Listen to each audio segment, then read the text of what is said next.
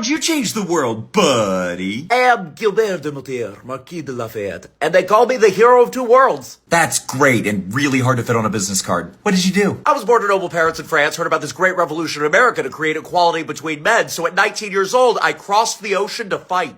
How'd it go? It was, as you'd say, rough start. Very first battle, bam, shot. But I walked it off, organized a retreat with my fellow men, and then went and fought in another battle. And this time, I wasn't shot. That's right, I was improving. You walked off a musket? That's like 80 caliber. Even the small ones were like 69 caliber. Ha, nice. Nice. Anyway, what next? Okay, so this really nice man named George Washington. Have you heard of him? Yeah, we've literally all heard of him. Perfect. He adopted me as sort of a surrogate son. He never had children of his own. And then I left. You fled? No, Washington was so nice to me, I figured he could use some more men and a navy. So I went back to France and got some. You asked nicely and got an army and a navy? I am very persuasive. Well, too bad you weren't there for the end of the war. It's true. I didn't just see the final battle of Yorktown. I commanded it, led the troops and all. There were actually more French than Americans there at the time, which, to be fair, it had been a long 5 years and we showed up to the war a little late, which you guys seemed to make a habit of during both world wars. Sorry about that. Also, you commanded a successful revolution in your late teens, early 20s. Cool.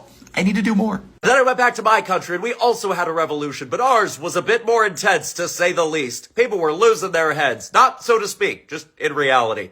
But I always stayed moderate and consistent to my values of dignity and freedom for all. I was pro-women's rights, anti-slavery, and I refused to execute those that I did not agree with, which was very out of character for some of the French at the time. How'd it go when the pro-execution people disagreed with you? Not well. We fled to Austria, and then they put me in prison because they didn't want the revolutionaries to attack them for hosting me. You know, Europe, lots of family drama. What happened next? I then went home and continued to guide in a measured way. And in 1824, I toured America, my farewell address to my former comrades.